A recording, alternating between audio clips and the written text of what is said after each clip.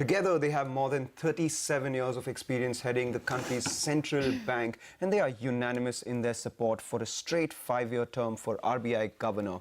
In an extremely rare interview, Raghuram Rajan's all 4 predecessors in the central bank, C. Rangarajan, Bimal Jalan, Y.V. Reddy, even Duvuri Subbarao, reminisced their experience with the government as RBI governors. CNBC TV 18's Lata Venkatesh began by asking Bimal Jalan how he always managed to maintain a very good relationship with the North Bloc. It has been extremely cordial and very good, not that there were no differences of views, and tough decisions, as you said, had to be taken sometime, and they were taken with the concurrence of the government. Because it's of utmost importance to keep in mind that the economy requires a action at times which will be very difficult. But government is accountable for that to Parliament. Yes. And that if the monetary policy actions have to be taken, then it should be done with a view to augmenting whatever future or whatever prospects are there for our growth with financial stability. No, that's certainly true, but Dr. Reddy, would you agree? Is it that relations tend to be as cordial as Dr. Jalan says? No, you see, actually, all of us have independent views about independence. Exactly. Okay. And I think that itself shows that each governor has his own way of looking at independence. I think that's how it should be. There's no set pattern. It depends on the institutional context, the challenges, the individuals, and the styles. So I think it will be wrong to generalize about the relations. But you said once that a central bank which always disagrees is obnoxious, and a central bank which always agrees is superfluous. I agree with that. So, and I think the ministers also will agree with that. no, but does it make for a healthy relation, or can it become an infractus relation? No, I'm sure it is healthy, because the purpose of creating a central bank and convincing people that we have handed over the most important matters of money and finance to a somewhat independent body. So it's the government which has created a central bank to convince the people that they are apolitical, they are longer term. Be assured the value of money is in safe hands, finance is safe hands. So it's been created by the central bank, by the government. So it is in the government's interest to convince the people that it is so. And it is in the interest of the central bank itself to show to the people that they are independent, but at the same time, as Dr. Jalan pointed out, in the ultimate analysis, who is accountable to the people? Don't you think there are more cards in the finance ministry's hand?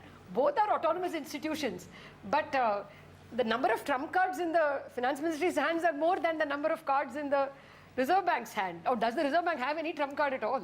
I don't understand what you mean. No, I mean there are more ways in which they can arm twist you than you can perhaps. Yeah. Certainly, there's no way that the excuse me. There's no way that the Reserve Bank can arm twist the government, but the government can arm twist the Reserve Bank. But it is up to the institution and the governor to stand up for what he believes should be done in pursuit of the Reserve Bank's objectives. I agree with what all my predecessors have said, which is that there are bound to be differences between the government and the Reserve Bank. Those differences are important in areas where the Reserve Bank is supposed to have autonomy. You know, if there are differences, for example, in development schemes, that doesn't matter. If there are differences, for example, even in exchange rate difference, that doesn't matter. But differences in monetary policy. Sir, the amount of the fisc. That's right. Okay. So in area where the Reserve Bank is supposed to have autonomy, monetary policy differences are very important. I agree with Dr. Rangarajan's point that there is the sovereign, the finance minister has to defend the Reserve Bank in the parliament, etc. Of course, the governor is not a member of parliament. But no finance minister has ever been asked, why did the Reserve Bank raise interest rates? And if indeed some member of parliament asks the finance minister, I think it'll be perfectly open and indeed appropriate for the finance minister to say that I have no answer to that. The Reserve Bank is an autonomous institution. I'm not accountable to the parliament for what an autonomous institution is doing. So while we recognize this autonomy of the sovereign, I think we also have to recognize that that very sovereign has to respect. Is 3 years too little? Should it be 4 years or 5 years? I'm sure you will all have an opinion on that. No, sorry to interrupt, but it doesn't matter. That's your answer, sir. Yeah. But Dr. Subbarao, do you think 3 years is enough? Should the minimum term be longer? I think the minimum term should be longer. Well, from my own experience and the experience of what's happened with other governors, I would say that a governor should be given a straight, short 5-year term, and it should also be a one-term non-renewable. I think that'll be good, because having a governor for 10 years is too long, certainly too long in our system, and I always believed, especially from my long experience in the IAS, that the institution benefits from change in leadership. Even if an extremely competent leader is changed after 5 years by a less competent person, I still believe that change of leadership contributes positively to the institution. So I think we should have a 5-year term, non-renewable, so that it's very predictable, and they have 5 years is a long enough time for a governor to lay out his agenda, implement it, and also set the course for the successor governor. Exactly. I wanted your view on it. This used to be discussed even when we were drafting the plans. How long should it be? We have had 5-year plans. Yes. And asked why 5? As somebody remarked, 4 is too short and 6 is too long. Okay. Therefore, there is no particular way of defining what the tenure should be.